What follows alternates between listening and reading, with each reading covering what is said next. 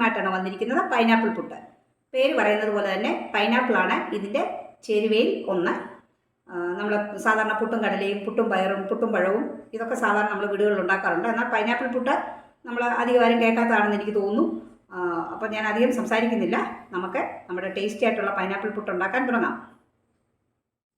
Pineapple പുട്ടുണ്ടാക്കാൻ നമുക്ക് ആദ്യം എടുക്കേണ്ടത് പൈനാപ്പിളാണ്.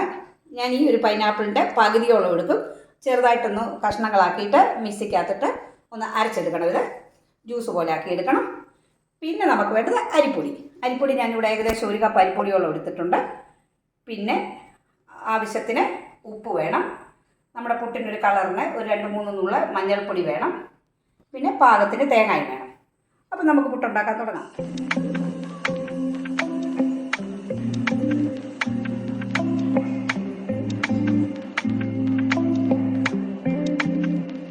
പൈനാപ്പിൾ കട്ട് ചെയ്തിട്ടുണ്ട്. ഇനി ഇതൊന്ന് ഒരു ശകലം പോലും വെള്ളം ഒഴിക്കരുത്. ഇതിൻ്റെ അകത്ത് നമുക്കിതൊന്ന് അരച്ചെടുത്തോണ്ട് വരാം. പൈനാപ്പിളിൻ്റെ ജ്യൂസ് റെഡി ആയിട്ടുണ്ട്. ഇതിലേക്ക് നമുക്ക് കളറിന് ഒരല്പം മഞ്ഞൾപ്പൊടി ഇട്ട് കൊടുക്കാം.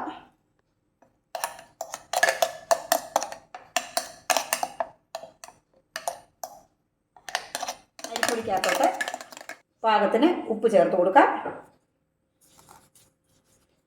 ഇനി പൈനാപ്പിളിൻ്റെ ജ്യൂസ് ഒഴിച്ച് നമുക്ക് ഈ പൊടി നനച്ചെടുക്കാം. പുട്ടുപൊടി കുഴച്ചെടുത്തു. അപ്പോൾ പുട്ടുപൊടി കുഴയ്ക്കുന്നതിന് മുമ്പ് ഞാനിവിടെ പുട്ടുകുടം പുട്ടുകുടത്തിൽ വെള്ളം തിളപ്പിക്കാനായിട്ട് വെച്ചിട്ടുണ്ടായിരുന്നു. അതിപ്പോൾ വെള്ളം തിളച്ച് ആവി വരാൻ തുടങ്ങി. ഇനി നമുക്ക് പുട്ടുകുറ്റിയിലേക്ക് പൊടിയും തേങ്ങയും വാരി വെക്കാം.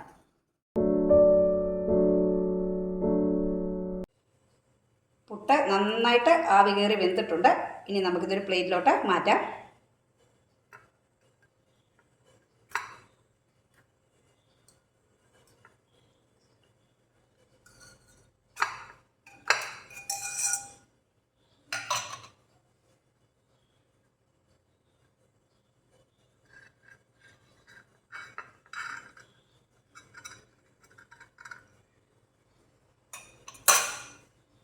കണ്ടോ, നമ്മുടെ പൈനാപ്പിൾ പുട്ട് ഇവിടെ റെഡി ആയിട്ടുണ്ട്.